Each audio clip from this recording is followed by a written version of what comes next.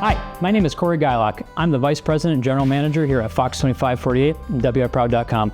Coming to you on your TV or connected devices from our brand new studio here at Fox 2548. The studio you see here before you, this used to be a hallway and a closet. But through strategic acquisition, a can-do attitude, and a lot of help from some fine people here at the station, we were able to transform this space into what you see before you now. Pretty cool, right? Over the past 10 years together, we've embarked upon a transformative journey filled with limitless innovation and endless possibilities. From our first step into local programming with County by County in 2015, to our first step into local human interest franchises such as Harvesting Heroes in 2017, all the way to our first exclusive WI Proud series, Fox Fantasy Insiders in 2021. We've always sought to serve our viewers locally the best way we could with the resources we have. These franchises have evolved over the years into a robust suite of locally compelling programming on air and online, such as our Emmy Award-winning Rivertown series, our tourism-centric Destination series, to web franchises like First News Junior, Artist of the Month, Eagle Watch, and so much more.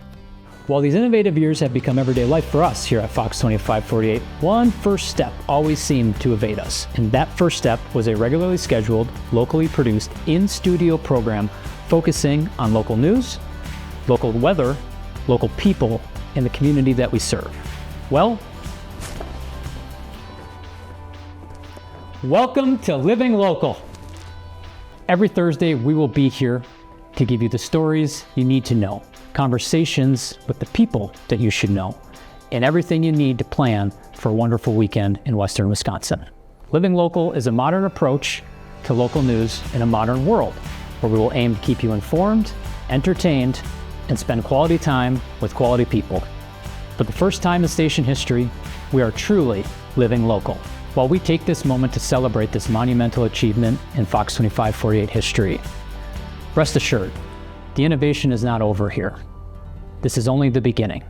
And with that, let me toss it over to our wonderful host, Stephen Walker. Enjoy Living Local.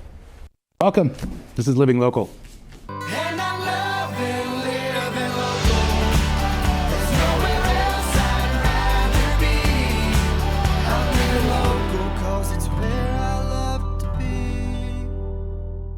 Good evening. Welcome back to Living Local. I'm Stephen Walker, and each Thursday night we'll get things going with the Amundsen Appliance headlines you may have missed. That's news from the last week in Western Wisconsin from the people, places, and things that just may have missed you. Shocking news to start the night. As it was discovered, Scogan's Festival Foods has been sold to St. Louis-based family-owned grocery company, Schnuck Markets, otherwise known as Schnucks. They have purchased 100% of the shares of Scogan's Festival Foods and its hometown grocer. Scogan's was started in 1946 by Paul and Jane Scogan as Scogan's IGA in Onalaska, Wisconsin, and has grown to over 40 festival locations throughout the state. Schnuck Markets was founded in 1939. It operates stores in Missouri, Illinois, Indiana, and soon, Wisconsin.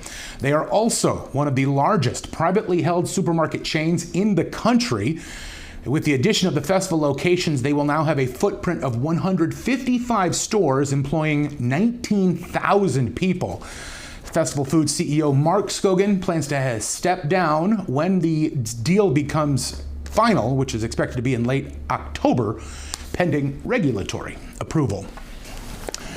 As school shootings continue to become more and more prevalent across the country, people are calling for stricter gun laws. A student at Eau Claire North High School held their own assembly to speak up, and the principal explained how this is an important lesson in civil action. One of the things that we try to do is support students in their understanding of what we can do in the United States. Anytime that we hear about students not being safe at school, whether it's gun violence or something else, as administrators, that's our number one job, is to keep kids safe at school.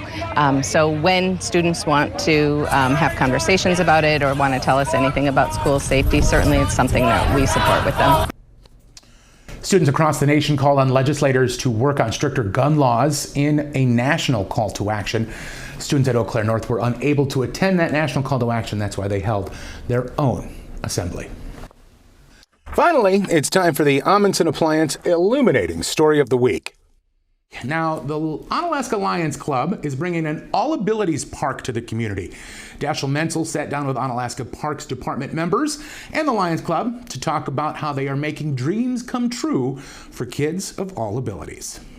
The Onalaska Lions Club and the City of Onalaska are beginning construction of a new All Abilities playground. Lions Club member Joel Thole says the goal is to bring kids of all abilities together. Kids that are running around having a normal life don't quite understand what it would be like to have, say, autism or possibly be in a wheelchair.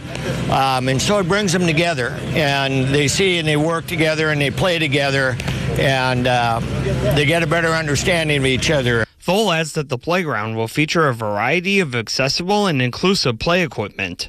We have musical instruments, we have small stations, solitary stations for them, a slide that's actually built for handicap accessibility. They also have a wheelchair accessible merry-go-round. Craig Cable with the Onalaska Parks Department says it is important for a community to be able to include everyone.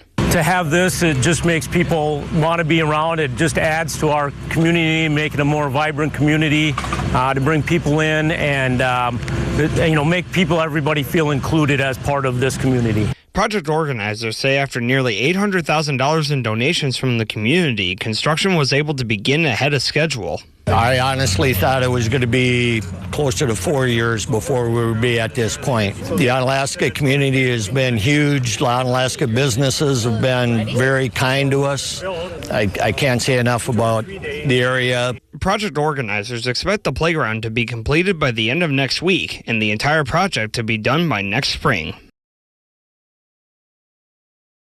Onalaska now joins a growing number of western Wisconsin communities with All Abilities parks.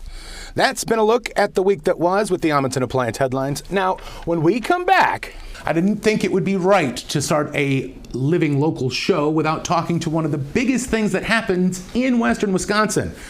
Next weekend, we will be oompa-pieing to our heart's content at Das Best Fest as the 64th annual Oktoberfest Lacrosse kicks off next weekend. I'm going to talk with Hannah Amundsen about what we can expect next on Living Local.